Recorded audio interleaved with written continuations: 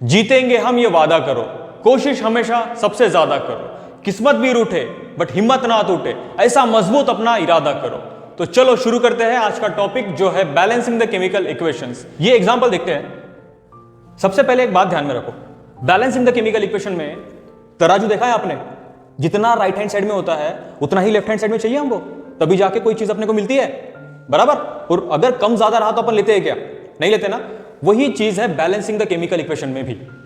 देखो ध्यान से, लेफ्ट हैंड साइड में जो भी चीज रहेगी उसको हम बोलेंगे रिएक्टेंट्स। बात समझ में आ गई?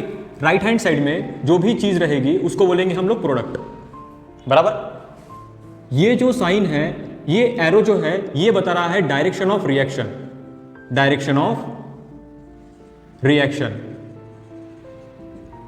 बात समझ में आ गई?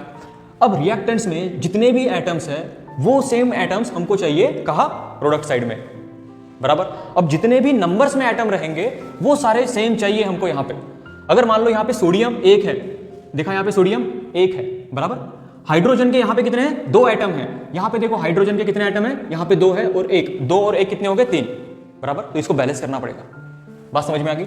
ऑक्सीजन के देखेंगे हम लोग तो यहां पे कितने हैं? 1 और यहां पे भी 1, मतलब ऑक्सीजन बैलेंस है, सोडियम बैलेंस है। हमको बैलेंस किसको करना है? हाइड्रोजन को करना है, ठीक है। ये पहला एग्जांपल थोड़ा ध्यान से समझो, इसके बाद अपन ट्रिक से समझेंगे, ठीक है। देखो कैसे कर रहा हूं। हाइड्रोजन को अगर बैलेंस करना है मुझे यहां पे हाइड्रोजन 3 है तो ऑब्वियस सी बात है मुझे यहां पे कुछ ना कुछ ऐड करना पड़ेगा, बराबर। ऐड कहां पे करेंगे ये समझो। ये मैंने लिया हाइड्रोजन H2, बराबर है। अब मैं ऐड हमेशा इसके सामने में करूंगा, ठीक है ना। मैं यहां पे +2 करके ऐड नहीं कर सकता, मैं हमेशा इसके सामने ऐड करूंगा। बात समझ में आ गई? वेरिएबल्स पढ़े हैं आपने मैथ्स में, कोएफिशिएंट्स होते हैं ना, वैसा हमको क्या करना है? एज अ कोएफिशिएंट ऐड करना है उससे, ठीक है। तो देखो यहां पे अगर मैं 2 ऐड कर दूंगा तो ये टोटल क्या बनेगा? 2 × 2, बराबर है। मल्टीप्लीकेशन करना है यहां पे हमको। 2 × 2 कितना होता है? 4, ठीक है। तो अब हाइड्रोजन जो है, हाइड्रोजन रिएक्टेंट साइड में कितने आ गए? 4। हमको प्रोडक्ट साइड में भी कितने बनाने हैं? हाइड्रोजन को 4 बनाने हैं। अब थोड़ा चेक करते हैं 4 है या नहीं है। यहां पे देखो 1 और ये 2, 3 है ना। अगर यहां पे मैंने 2 से मल्टीप्लाई कर दिया, अगर मैंने यहां पे 2 से मल्टीप्लाई कर दिया तो हाइड्रोजन का क्या हो रहा है चेक करो। 2 × 1 2 और ये 2 और ये 2 कितने हो जाएंगे? 4 हो जाएंगे, बराबर। तो क्या हो गया? हाइड्रोजन जो है ये बैलेंस्ड हो गया यहां पे। अब जब हाइड्रोजन को बैलेंस कर रहे थे तो ये बीच में सोडियम भी आ गया, ठीक है, तो वो भी चेंज हो जाएगा। सोडियम देखो, सोडियम अभी प्रोडक्ट साइड में हो गया 2 और रिएक्टेंट साइड में 1 ही है, तो किससे मल्टीप्लाई करना पड़ेगा? 2 से। तो देखो सोडियम भी यहां पे 2 बन गया और प्रोडक्ट साइड में भी सोडियम 2 बन गया, राइट। अब देखो जब हाइड्रोजन को 2 से मल्टीप्लाई किया था तो ऑक्सीजन भी 2 से मल्टीप्लाई होगा, बराबर। यहां पे देखो ऑक्सीजन भी कितना हो गया? 2। और यहां पे कितना है? यहां पे चेक किया तो ये भी 2 से मल्टीप्लाई किया था तो ऑक्सीजन भी क्या बन गया? 2 बन गया, बराबर। इसका मतलब यह है कि यहां पे ऑक्सीजन भी 2 बन गया, इधर भी ऑक्सीजन अपना 2 बन गया। अब चेक करेंगे तो समझ में आएगा हमको कि ये रिएक्टेंट्स एंड प्रोडक्ट्स दोनों क्या है? सेम है। इसको बोलते हैं बैलेंसिंग द केमिकल इक्वेशंस, ठीक है। ये था बेसिक। अब अपन समझते हैं कि उसको ट्रिक से कैसे करेंगे, बराबर। देखो तो ये एक एग्जांपल लिया मैंने पहला, बराबर। कोई भी एग्जांपल किस तरह से सॉल्व करेंगे ये पहले समझ लो। बैलेंसिंग द केमिकल इक्वेशन में हमको आइडेंटिफाई करना है कि मेटल कौन सा है, बराबर, नॉन मेटल कौन सा है।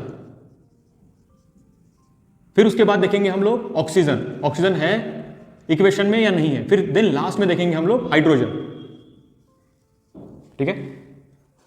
हम लोग बैलेंस करना कैसे शुरू करेंगे? सबसे पहले metal, then non metal, oxygen and then last में हाइड्रोजन को बैलेंस करेंगे हम लोग। बात समझ में आ रही है क्या आपको? ये इक्वेशन में जो मेटल है वो है Fe, आयरन, बराबर। Fe चेक किया मैंने, यहां पे भी 1 है, यहां पे भी 1 है, बराबर। ध्यान से देखो, क्लोरीन जो कि एक क्या है? नॉन मेटल है। क्लोरीन 2 और यहां पे कितने हैं? 3। इसका मतलब मुझे क्या करना पड़ेगा? मुझे क्लोरीन को बैलेंस करना है। अब थोड़ा साइमल्टेनियस इक्वेशन में आ जाओ, मैथ्स पार्ट में। जब ऐसा कोई भी इक्वेशन रहता है तो हम क्या करते हैं?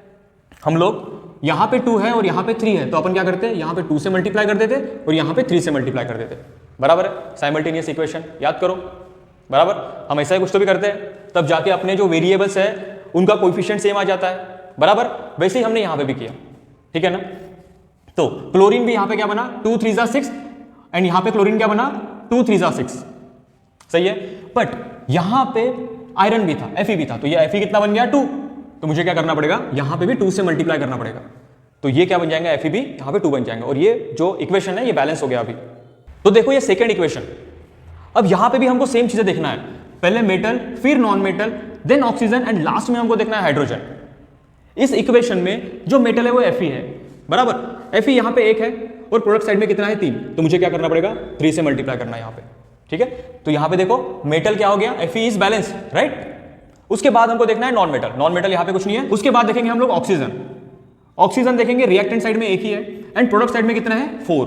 क्या करना पड़ेगा, रिएक्टेंट साइड में मुझे 4 से मल्टीप्लाई करना पड़ेगा, बराबर। अब मैं यहां पे 4 से मल्टीप्लाई किया तो ऑक्सीजन तो हो गया बैलेंस, बट हाइड्रोजन देखो यहां पे कितना बन गया, यहां पे 4 2 8 हाइड्रोजन बन गए। हाइड्रोजन को भी बैलेंस करना पड़ेगा। देखो अब क्या करना पड़ेगा मुझे, यहां पे हाइड्रोजन है 2 और यहां पे हाइड्रोजन है 8, तो अगर मैं यहां पे 4 से मल्टीप्लाई कर दूंगा तो ये इक्वेशन भी बैलेंस हो जाएगा। बात समझ में आई क्या तुमको, ठीक है। और एक क्वेश्चन देखते हैं, ये तीसरा क्वेश्चन देखो। सबसे पहले क्या करना है हमको, मेटल्स।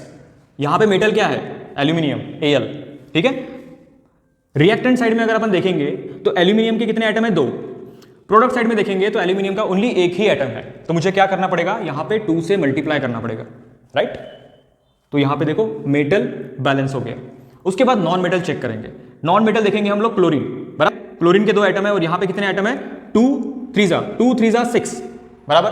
तो करना क्या पड़ेगा, यहां पे मुझे 3 से मल्टीप्लाई करना पड़ेगा, बराबर। ये क्या बनेगा, 3 2 6 एंड 2 3 6। अब ये भी हो गया बैलेंस। बात समझ में आ गई। अब SO4 चेक करेंगे अपन अभी। SO4 4 3 कितना होता है 12, बराबर। 4 3 12। अब यहां पे चेक करते हैं अपन, यहां पे कितने हैं, SO के ओनली 4 एटम्स है, बराबर। तो अपने को क्या करना पड़ेगा, यहां पे अपने को 3 से मल्टीप्लाई करना पड़ेगा, राइट। तो यहां पे क्या बन रहा है, 3 4 12, यहां पे SO4 भी 12 हो गया और यहां पे भी कितना हो गया, 12 हो गया, ठीक है। एंड यहां पे Ba भी 3 हो गया, Ba भी यहां पे 3 है। इसका मतलब हमारा जो ये केमिकल इक्वेशन है ये हो गया बैलेंस। बात समझ में आ गई क्या। एक लास्ट क्वेश्चन लेते हैं। अब ये 4th एग्जांपल मैंने लिया है, ध्यान से अगर देखेंगे तो रिएक्टेंट साइड में कार्बन के 2 एटम है, राइट। एंड प्रोडक्ट साइड में कार्बन का कितना एटम है, ओनली 1 ही एटम है। तो मुझे क्या करना पड़ेगा, यहां पे 2 से मल्टीप्लाई करना पड़ेगा, बराबर, ठीक है। अब जैसे ही मैंने 2 से मल्टीप्लाई कर दिया तो ऑक्सीजन के कितने एटम बने, देखो 2 2 4 + 1 दैट इज 5, ठीक है। यहां पे कितने एटम है, यहां पे तो 2 ही है। करना क्या पड़ेगा, अगर मैं यहां पे 3 से मल्टीप्लाई कर देता हूं तो यहां पे कितने एटम बन रहे हैं, देखो 3 2 6 एंड यहां पे कितने हैं 5। फिर से अपन अगर यहां पे 2 से मल्टीप्लाई कर देंगे तो क्या होगा, ये यहां पे ऑक्सीजन के 2 एटम हो जाएंगे और ये 2 2 4 + 2 दैट इज 6, यानी ऑक्सीजन हो गया अपना बैलेंस यहां पे। अब हाइड्रोजन देखो, हाइड्रोजन देखा तो यहां पे 4 एटम है हाइड्रोजन के और यहां पे भी कितने एटम है, 2 2 4 4 एटम है। इस तरह से अपना balancing the chemical equation clear होता है। आपको स्क्रीन पे कुछ क्वेश्चंस दिख रहे होंगे, तो वो क्वेश्चन आपके होमवर्क के लिए है। आई होप आपको ये वीडियो समझ में आया होगा।